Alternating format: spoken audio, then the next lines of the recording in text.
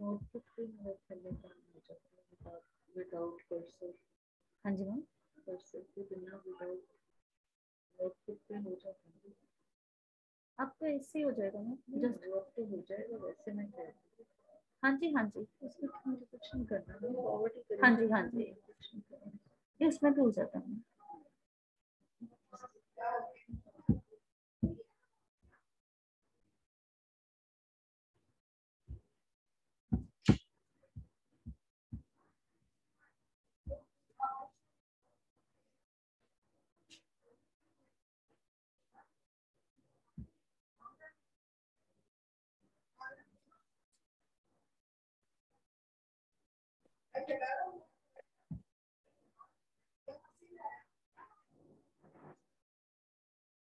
Okay, are the slides visible to you? Akshita, can you unmute yourself?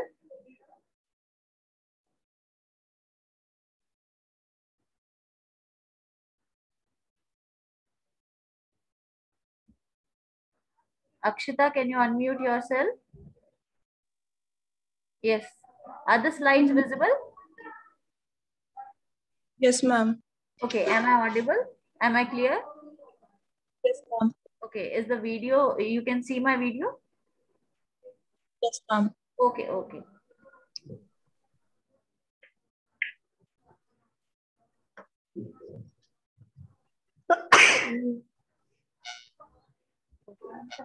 Start करना.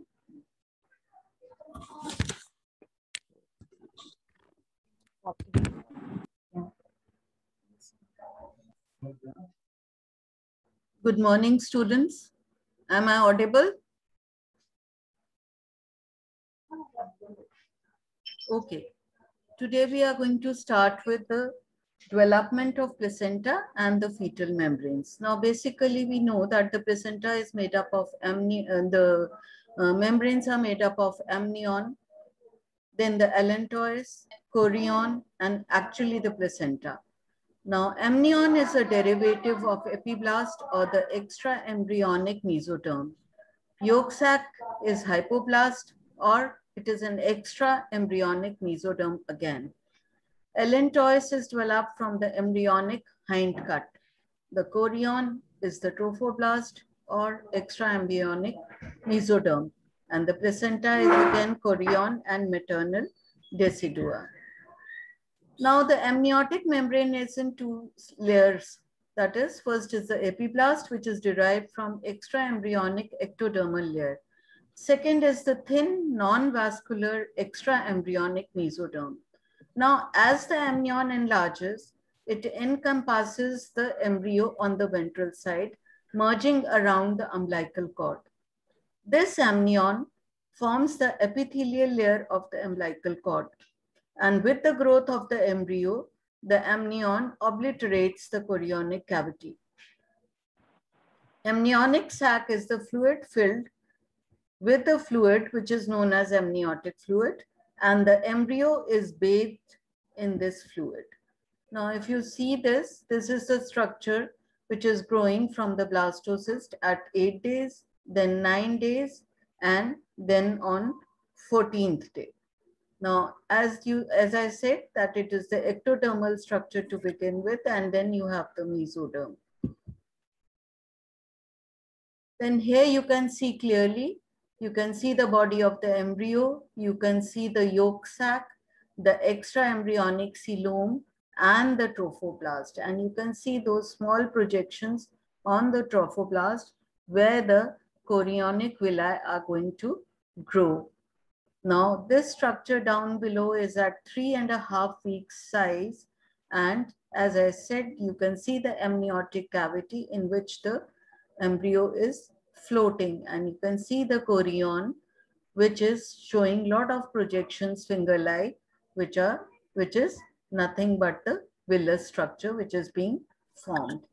Now, at 4.5 weeks, again you can see the amniotic cavity has increased in size.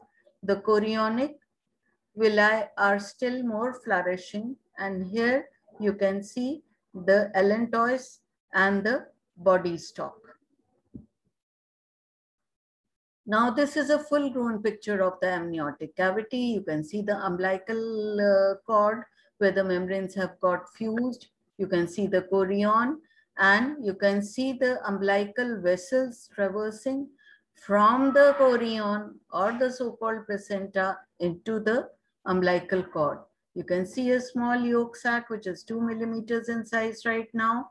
You can see the amnion, and you can also see the extra embryonic coelom. From outer to inner side, you can see the chorion, which is towards the maternal surface. And then inside the cavity, you find the amnion, which is lining the amniotic cavity. You have the fetus floating in this cavity. You can see the umbilical cord, and you can see the umbilical vessels traversing through the cord. Now, this is another picture. This is another picture of the fetus which is floating inside the amniotic cavity. Now here you can see the fetal surface of the placenta. You can see it has got an umbilical cord and it has got a smooth surface. Now amniotic fluid. Up to the week 20, this fluid is similar to the fetal serum, which is formed because of keratinization. Now, after 20 weeks, contribution comes from the urine, maternal serum, which is filtered through the endothelium of nearby vessels, filtration from fetal vessels in the cord. And nearing birth, this can also contain fetal feces, which is called meconium. Now, nearing birth, the volume of the amniotic fluid becomes 500 to 1000 ml, and it exchanges every 3 hours. And the exchange is first across the amnion with the maternal fluids, and secondly by the fetal swallowing, which occurs at the rate of 20 ml per hour to the gut, to absorption by the fetus, and out the umbilical cord to the placenta. Now, what exactly is hydroamnios? Wherever the fluid is excessive, that is known as hydroamnios, and it is in excess of 2000 ml. What exactly has happened here? Here the fetus is not able to swallow. So the congenital malformation most importantly associated with hydroamnios will be esophageal atresia. Now in contrast, oligohydroamnios means insufficient fluid which is less than 500 ml. This is because this fluid, we say, has been contributed by the urine from the fetus. So if the renal agenesis has occurred in the fetus, you will get oligohydroamnios. Now, what are exactly the functions of the amnion? Mechanical protection, hydrostatic pressure is being maintained. It allows for the free movement of the fetus and aids in the neuromuscular development of the fetus. It is antibacterial, prevents the fetus from any infection, allows for fetal growth because the amniotic cavity keeps on increasing with time, and protects from adhesion. Now you believe in a balloon, if there was no fluid, the whole thing, the walls would stick around, and this would lead to fetal adhesions. And this is one picture which is showing the amnion band syndrome, again because of very little fluid. Now, as I said, again, this is the same old slide which said what is the amnion derived from the mesoderm, and chorion is again from the mesoderm, and both of these are developed from the extra embryonic variety of mesoderm. Now, what is hypoblast, the primary yolk sac or the Husser's membrane? It develops on the day 12. Second wave of cell migration occurs, which forms the definitive yolk sac, which is composed of extra embryonic endoderm. Now, this is responsible for the early nutrition of the embryo, that is for the first 2 to 3 weeks. Later it shrinks, becomes non-functional, and finally remains as Meckel's diverticulum, which is the outpocketing of the small intestine. And this connects the midgut via the yolk sac stalk. It is derived from the early blood cells which form from the blood islands, primordium germ cells, the early gut, epithelium of the respiratory and the digestive tracts. Now this is again showing the same slide which I have shown you earlier. Now coming on to the allantois. It is of endodermal origin.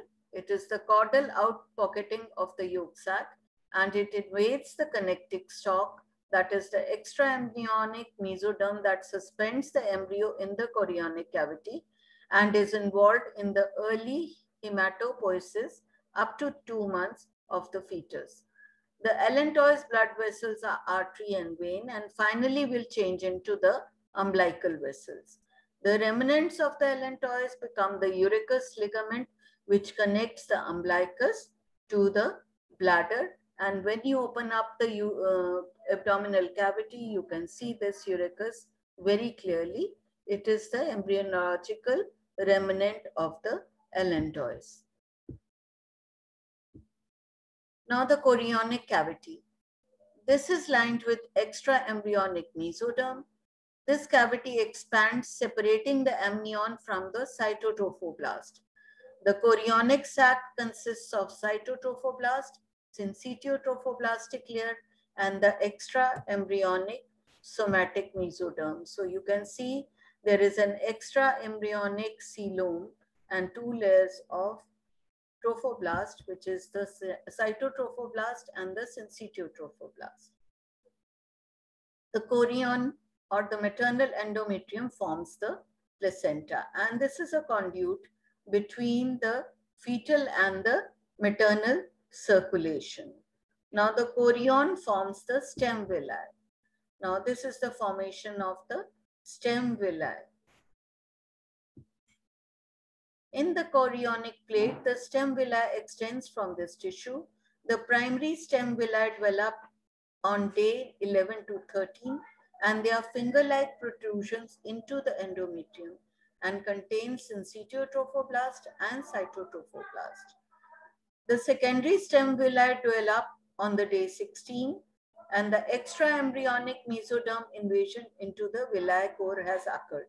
So in nutshell, whereas the primary stem villi contains only syncytiotrophoblastic and cytotrophoblast, the secondary stem villi contains the invasion of the extraembryonic mesoderm in addition to the 2 types of cytotrophoblasts. Then comes the tertiary stem villus, which develop around the 21st day, and the extraembryonic vessels, they come into picture, the chorionic arteries and veins, which are derived from the extraembryonic mesoderm. So in primary stem villi, you only have syncytiotrophoblastic and cytotrophoblast.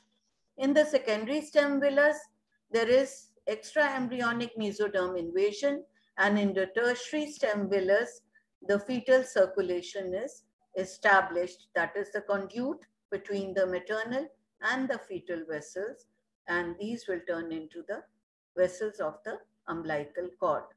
Now, it is a hemichorial type of placenta which is present in the human beings, and here the maternal tissue blood baths the villus. Cytotrophoblastic cell column is formed by the terminal villi and solid masses of trophoblast. The cytotrophoblastic shell surrounds the embryo, is in direct contact with the maternal decidual cells. Then we have the anchoring villi, which give off cytotrophoblastic extensions, anchoring because they represent the real maternal embryo link. We have floating villi, branches of anchoring villi dangle freely into the maternal blood. Now you can see all this. You can see the finger-like projections which are floating in there. Again, you can see the same in this diagram. Now the decidual reaction that is occurring at the time of implantation, that is because of the collection of stromal cells which accumulates glycogen and lipid and are called decidual cells. Now the decidua gets divided into 3 parts. It is the decidua basalis, which forms the maternal component of the placenta and is associated with formation of the chorion, frondosum. Now, decidua capsularis is the superficial layer which overlies the entire embryoblast, and this layer eventually degenerates with the formation of chorion levae. And then the rest of the decidua, which is lining the remaining part of the endometrium, is known as decidua paritalis and is not associated with the embryo. So you can see the decidua basalis, you can see the chorionic frondosum in association with it, where the actual placenta is formed. The rest of the decidua is known as decidua paritalis, and the one which is still having a thin coating over the cavity is known as decidua paritalis. Now, by 8 weeks, the chorionic stem villi over the entire surface line the chorionic sac, and these villi associated with the decidua basalis increase in size and form villus structure. Enlargement includes further branching of the anchoring villi, forming the chorionic frondosum. The villi continue to enlarge during most part of the gestation. These villi project into the blood-filled intervillous space, resulting from the erosion of the decidua basalis. Endometrial vessels are spiral arteries and the endometrial vein. Villi associated with the decidua capsularis degenerate, and this region is called chorionic levae. Now you can see the surface, you can see the maternal surface and the placental, the fetal surface I'll show you just now. You can see the umbilical cord, the amnion and the chorionic plate, and you can see the chorionic vessels on it. You can see the various cotyledons, which are nothing, but firstly what happens is the erosion of the decidua basalis is incomplete, and uneroded regions are called decidual septa. Now these decidual septa are going to divide the entire placenta into 15 to 20 definite parts or regions which are known as cotyledons. Can you see? The vessels are traversing each of these cotyledons. You can see one umbilical vein and two umbilical arteries, and this is the structure showing the chorionic plate, and from there the villi are formed. So the umbilical cord, it contains one umbilical vein and two umbilical arteries. It is made up of Wharton's jelly, which is nothing but a mucoid connective tissue surrounding vessels, allantois, yolk sac, which is the vitelline duct, and the vitelline vessels in early pregnancy, and the intestinal loop, which can cause umbilical hernia in the late pregnancy. Now, this is the structure of the yolk sac and the yolk stalk. You can see the intestinal loop inside it. It has a covering of an amnio and a chorionic cavity on this side, and you can see a line showing the abdominal wall of the embryo. Now, how does the circulation occur? The fetal is contained within the vessels, umbilical artery, chorionic plate, branches to the stem villi, capillaries in the terminal villi, and return via the umbilical vein. In nutshell, it is the umbilical vein which is carrying the oxygenated blood, whereas the umbilical arteries are carrying the deoxygenated blood from the fetus to the mother. Now, what happens in the maternal circulation? It is a free-flowing lake. The spiral arteries open into the intervillous space and bathe the villi. 150 ml of maternal blood is exchanged 3 to 4 times per minute. Reduced blood pressure in the intervillous space helps in the exchange, and the oxygenated blood to the chorionic plate returns and bathes through the bathing villi. Now, the placental barrier decreases with gestation, and the placental barrier is formed by the syncytial trophoblast, basal lamina, basal plate, and fetal capillary endothelium. The syncytial trophoblast has many microvilli, and there is no major histocompatibility antigens which prevents the rejection of the fetus. Now, here is the exchange of gases taking place: the oxygen, water, iron, salt, carbohydrates, amino acids, lipids, vitamins, hormones, antibodies, drugs, alcohol, viruses, rubella, varicella zoster, HIV virus, all can cross the placental barrier. And even the urea, uric acid, creatinine, bilirubin, hormones, and RBC antigens can come back into the maternal circulation. Now, what are the hormones produced by the placenta? First is the human chorionic gonadotrophin, which is produced by the corpus luteum and declines after third week, and third month, till third month, it functions producing progesterone, which is important for the sustenance of pregnancy. High levels are present and then they start diminishing. Estrogen synthesis involves enzymatic activity of the fetal adrenal gland and liver. Chorionic somatomammotropins, that is human placental lactogen-like growth hormone. It is responsible for growth, lactation, lipid and carbohydrate metabolism, and placental growth hormone similar to growth hormone, which replaces the maternal growth hormone by 15 weeks. This enhances the blood glucose levels. Then the chorionic thyrotrophin is produced and chorionic corticotrophin is produced. And this is a structure which is showing the twins. You can see the monochorionic and the dichorionic twins. In the monochorionic, you have two amniotic cavities and single chorion. In the dichorion, you have a duplication of both. And on the other side, you can see a monoamniotic, diamniotic twin. Here the amnion is single, and in the other, the amnion is double. Now this is showing the multiple umbilical cords in case of multiple pregnancy. Again, this is the structure of the placenta, which is shaggy. And another condition you should know is erythroblastosis fetalis, which is a hemolytic disease. And here the placenta is very big. The Rh factor is a RBC surface antigen. Rh negative mother with a Rh positive baby, maternal antibodies are induced after birth, and at risk is the second Rh positive baby. Maternal Rh antibodies cross the placenta and cause hemolysis of the fetal Rh positive RBCs. So that is all for today. For the next lecture, we will take up the placental functions. Thank you.